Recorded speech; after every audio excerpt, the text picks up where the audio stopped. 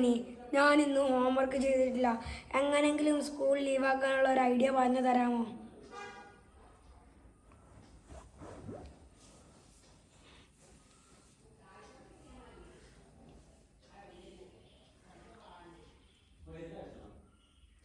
അയ്യോ, പെട്ടുപോയല്ലേ. ഹോംവർക്ക് ചെയ്യാത്ത ദിവസം സ്കൂളിൽ പോകാൻ മടി തോന്നുന്നത് സ്വാഭാവികമാണ്.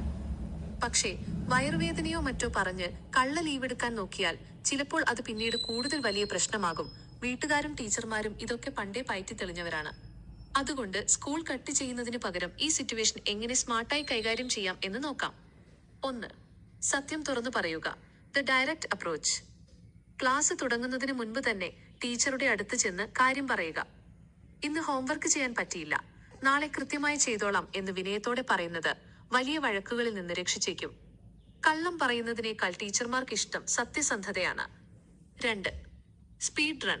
The speed run. സ്കൂളിലെത്തിയ ഉടൻ അല്ലെങ്കിൽ ഫ്രീ പീരീഡ് കിട്ടുമ്പോൾ ചെയ്യാൻ പറ്റുന്നത്ര ഭാഗം വേഗത്തിൽ ചെയ്തു തീർക്കാൻ നോക്കുക. മുഴുവൻ ചെയ്യാതിരിക്കുന്നതിനേക്കാൾ നല്ലതാണ് കുറച്ചെങ്കിലും ചെയ്യുന്നത്.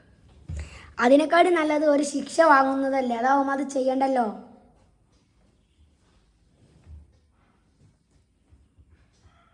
അതും ഒരു പോയിന്റാണ്. ഒരു തവണ ശിക്ഷ വാങ്ങി ആ ചാപ്റ്റർ അവിടെ ക്ലോസ് ചെയ്യാം എന്ന് വിചാരിക്കുന്നത് ഒരു തരം ഷോർട്ട് കട്ടാണ്. ചിലപ്പോഴൊക്കെ ആലോചിക്കുമ്പോൾ ഹോംവർക്ക് ചെയ്യാനിരിക്കുന്നതിനേക്കാൾ എളുപ്പം 2 വർത്തമാനം കേൾക്കുന്നതോ ക്ലാസ്സിന് പുറത്തു നിൽക്കുന്നതോ ഒക്കെയാണെന്ന് തോന്നാം. പക്ഷെ അതിലൊരു ചെറിയ റിസ്ക് ഉണ്ട്. Image damage.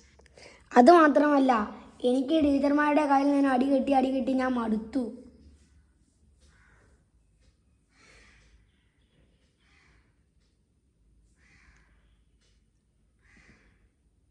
അയ്യോ, അത് കേട്ടപ്പോൾ ശരിക്കും വിഷമം തോന്നി. എപ്പോഴും ഇങ്ങനെ അടി കിട്ടിക്കൊണ്ടിരിക്കുകയെന്ന് പറഞ്ഞാൽ അത് മാനസികമായി ഭയങ്കരമായി മടുപ്പിക്കുന്ന ഒരു കാര്യം തന്നെയാണ്. ദേഷ്യവും സങ്കടവും ഒക്കെ വരുന്നത് തികച്ചും സ്വാഭാവികമാണ്.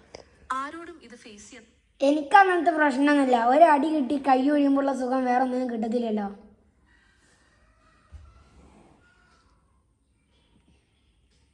നിങ്ങൾ തമാശയായി പറഞ്ഞതാണെങ്കിലും കൈ ഒടിയുന്നതിനെ കുറിച്ചോ ശാരീരികമായി ഉപദ്രവമേൽക്കുന്നതിനെ കുറിച്ചോ ഒക്കെ കേൾക്കുമ്പോൾ ശരിക്കും ആശങ്ക തോന്നുന്നുണ്ട്. നമ്മളെ തന്നെ വേദനിപ്പിക്കുന്നതിലൂടെയോ അല്ലെങ്കിൽ മറ്റുള്ളവർ വേദനിപ്പിക്കുന്നതിലൂടെയോ ആശ്വാസം കണ്ടെത്താൻ ശ്രമിക്കുന്നത് ഒരു സുരക്ഷിതമായ മാർഗമല്ല.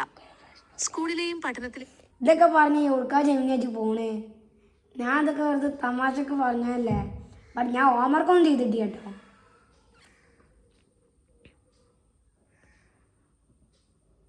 ഹാവോ, അതൊരു തമാശയായിരുന്നല്ലേ.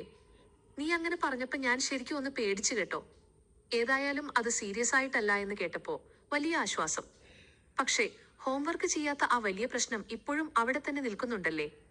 ഇനിയിപ്പോ അധികം സമയമില്ലെങ്കിൽ ഒളിച്ചോടാൻ നോക്കാതെ കാര്യം നേരിടുക തന്നെ ചെയ്യാം. ഒരു കാര്യം ചെയ്യ്, ക്ലാസ് തുടങ്ങുന്ന എനിക്ക് സമയമൊന്നുമില്ല. 8:30 സ്കൂൾ വണ്ടി വരും.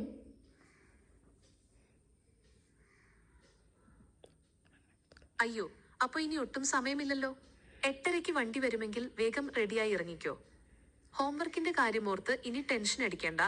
എനിക്ക് നല്ല വയറുവേദന. ഇന്ന് സ്കൂൾ ലീവാക്കാം.